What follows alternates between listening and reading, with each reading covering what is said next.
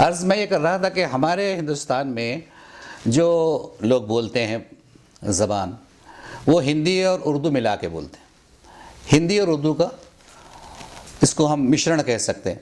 इसी ज़ुबान का नाम हिंदुस्तानी ज़ुबान है या हिंदुस्तानी ज़ुबान है। यही आवाम की ज़ुबान है और इसी ज़ुबान को लोग समझते हैं। उर्दू हिंदी जुड़वा बहनें, ये इनकी पहचान, दोनों की जाए पैदाइश मेरा हिंदुस्तान।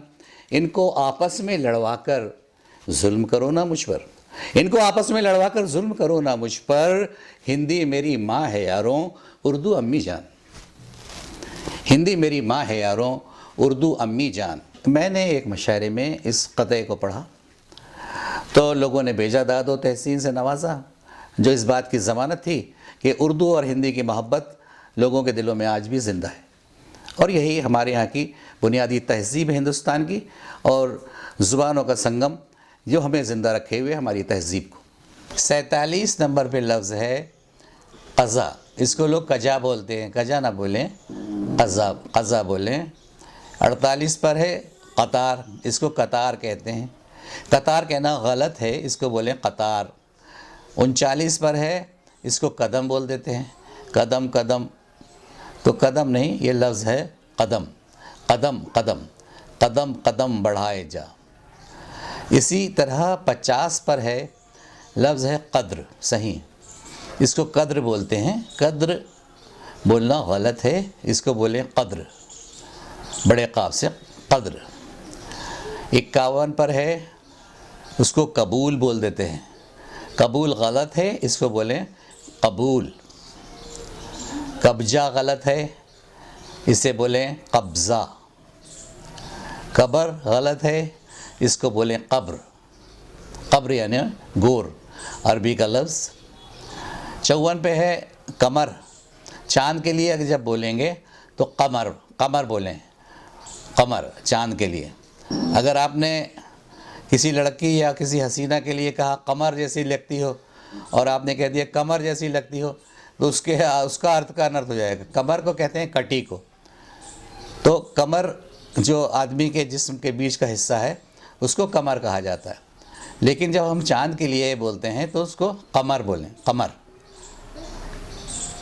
55 पे है करार बोल देते हैं, करार नहीं करार। 56 पे है करीना, तो करीना गलत है, इसको बोलें करीना, करीना। इसी तरह से करीब लफ्ज़ को करीब ना बोलें, करीब बोलें। करीब यानी नज़दीक, इसमें नुक्ता गलत लग गया क़ाफ में। करीब यानी करीब को करीब बोलें, नज़दीक, अरबी विशेषण। ये प्रोग्राम अत्यंत ही फ़ायदेमंद साबित होगा हिंदी के उन विद्वानों के लिए, नेताओं के लिए, अधिकारियों के लिए, कवियों के लिए, प्रवक्ताओं के लिए, संवाददाताओं के लिए, टीवी चैनल्स के जो एंकर्स हैं, न्यूज़ रीडर्स हैं, उनके लिए, गायकों के लिए, समाज सेवकों के लिए, अधिवक्ताओं वगैरह के लिए, जो हिंदी बोलते वक्त उर्दू शब्दों का उच्चारण करते हैं, उर्दू शब्दों का उपयोग करते हैं, लेकिन उनकी पढ़ाई उर्दू मीडियम से नहीं हुई। हिंदी में उर्दू लिखने के लिए माहिरीन ने एक तरकीब ईजाद की है, जिसे मैं यहाँ पेश कर रहा हूँ। अलिफ से आम, बे से बंदर, पे से पंखा, ते से तीतर, टे से टोपी, से समर, जीम से जूता, चे से चूहा, हे से हुक्का, खे से खरबूज, दाल से दवात, स्वाद से संदूक, ज़्वाद से ज़ईफ़, तोए से तोता, ज़ोए से ज़रूफ़, ऐन से औरत, गैन से गुब्बारा, फ़े से फ़व्वारा, काफ से कैंची, काफ से कुर्सी, गाफ से गमला, लाम से लोमड़ी, डाल से डब्बा, जाल से ज़ख़ीरा, रे से रेल, रे, जे से ज़ेवर, जे से ज़ाला, सीन से सांप, शीन से शेर, मीम से मस्जिद, नून से नल, वाव से वर्क, हे से हाथ, हमज़ा, ये से यक्का, ये। उर्दू रस्मुल ख़त में कुछ ऐसे अक्षर हैं जिनके समकक्ष अक्षर हिंदी में नहीं हैं। लिहाजा ऐसे अक्षरों के उच्चारण के लिए कुछ अक्षरों के नीचे बिंदु या नुक्ता लगाकर काम चलाया जाता है। जैसे और खा के नीचे नुक्ता लगाकर हो गया ख। इसी प्रकार जे, ज़्वाद, ज़ोएं, इनके लिए जा के नीचे बिंदु लगाकर ज़ा बनाया जाता है। अब से, सीन और स्वाद, इन सब के लिए एक ही अक्षर का उपयोग किया जाता है, सा का। ते और तोय के लिए एक ही अक्षर ता, इसका इस्तेमाल करेंगे। ऐन के लिए आ के नीचे नुक्ता लगाया जाएगा। गैन के लिए गा के नीचे नुक्ता लगाया जाएगा और गा बनाया जाएगा। फे के लिए फा के नीचे नुक्ता लगाया जाएगा और फा बनाया जाएगा। काफ के लिए का के नीचे नुक्ता लगाकर का बनाया जाएगा।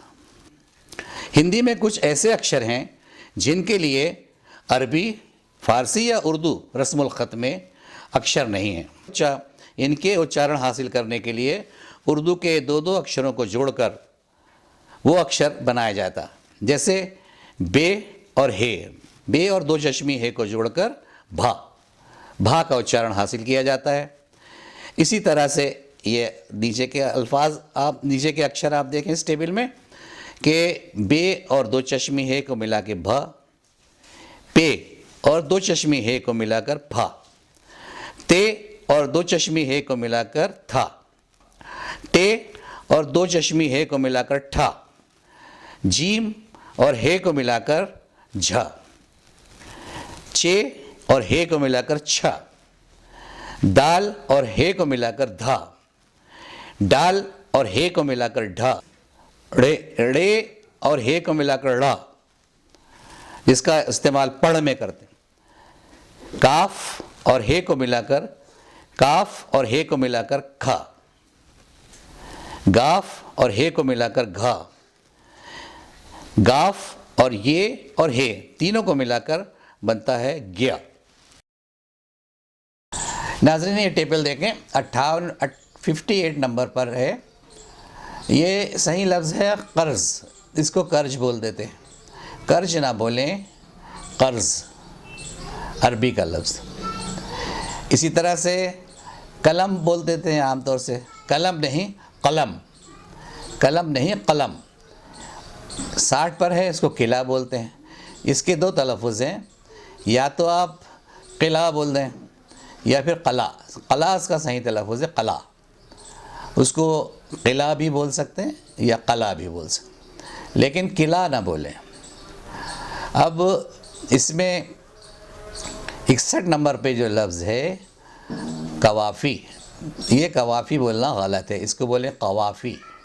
कवाफ़ी ये काफ़िया का बहुवचन है, इसको आप काफ़िये भी बोल सकते हैं, काफ़िये या कवाफ़ी अरबी का लफ्ज़, लेकिन कवाफ़ी बोलना गलत है। 62 पे है कव्वाल, तो इसको कव्वाल बोलना गलत है, इसको बोलना चाहिए कव्वाल। कव्वाली गाने वाला कव्वाल, ये अरबी का लफ्ज़ है। इसी तरह से रोज़मर्रा हम इस्तेमाल करते हैं कसम, और कसम बोलते हैं, सही लफ्ज़ है कसम। कसम ना बोलें, कसम बोलें। इसी तरह से 64 पर है, इसको हम कायदा बोल रहे हैं, तो ये कायदा ना बोलें, इसको बोलें कायदा। कायदा यानी नियम। 65 पे है कायनात, इसको हम कायनात बोल रहे हैं, तो कायनात ना बोल के इसको कायनात बोलें। 66 पे कागज़, कागज़ है, इसको कागज बोल देते हैं, कागज ना बोलें कागज़, कागज़ अरबी का लफ्ज़। इसी तरह से क़यामत बोल देते हैं, तो क़यामत ना बोलें क़यामत बोलें या क़ियामत बोलें। क़यामत या क़ियामत दोनों सही है, लेकिन क़यामत ना बोलें। 68 पर है, उसको काजी बोल देते हैं, काजी नहीं काजी। काजी अरबी का लफ्ज़ है, इसको काजी बोले, न्यायकर्ता।